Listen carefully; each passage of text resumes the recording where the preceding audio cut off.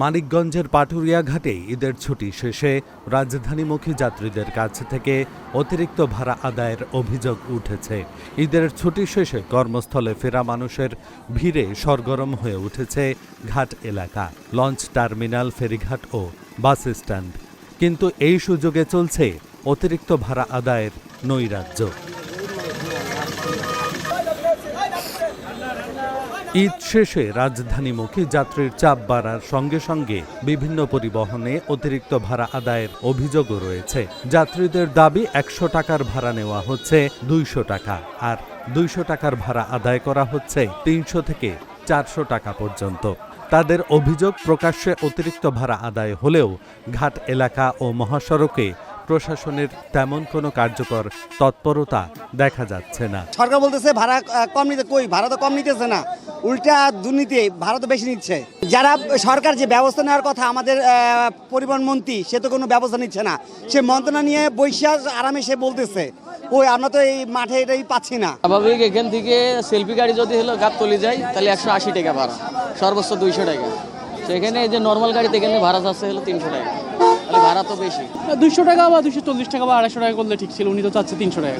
আমরা তো ডাইরেক্ট গাড়িতে যা আশা করি, আজ ভাইঙ্গে এসে বিপদে পড়ে গেছে, ৩০০ টাকা ভাড়া যাচ্ছে। চলতি সপ্তাহ জুড়ে রাজধানীমুখী যাত্রীর চাপ অব্যাহত থাকলেও অতিরিক্ত ভাড়া নিয়ন্ত্রণে মোবাইল কোর্টের তৎপরতা খুব একটা চোখে পড়েনি বলে অভিযোগ রয়েছে।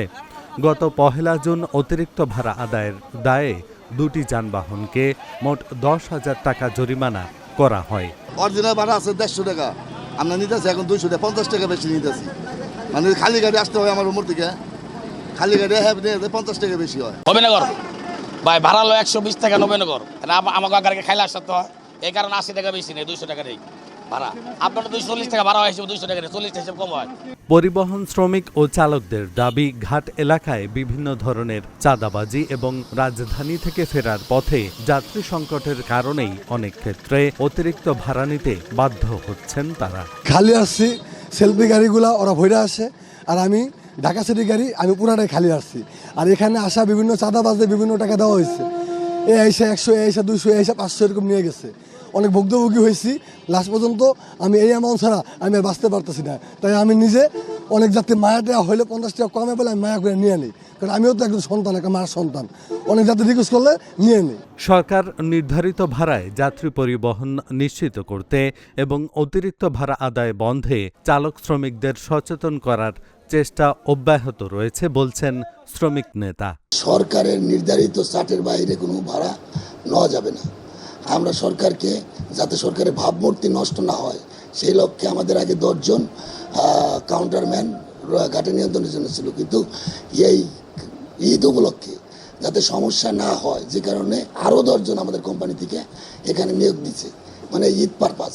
তো আমরা ১ টাকাও সরকার নির্ধারিত বাইরে কোনো টাকা নিচ্ছি না। দু একটি বিচ্ছিন্ন ঘটনা ছাড়া অতিরিক্ত ভাড়া আদায় বন্ধে ঘাট এলাকা, সড়ক ও মহাসড়কে নিয়মিত নজরদারি এবং আইনগত ব্যবস্থা গ্রহণ করা হচ্ছে বললেন এই কর্মকর্তা। কোনো যাত্রী যদি আমাদের কাছে কমপ্লেন দিয়ে থাকে যে অতিরিক্ত ভাড়া চাচ্ছে বাস থেকে, তাহলে আমরা তাৎক্ষণিকভাবে সেই বাসের বিরুদ্ধে ব্যবস্থা নিচ্ছি। আবার দেখা যাচ্ছে যে কোনো যাত্রী যদি আমাদের কাছে কমপ্লেন না দিয়ে থাকে, তাহলে সেক্ষেত্রে আসলে তেমন করণীয় নেই।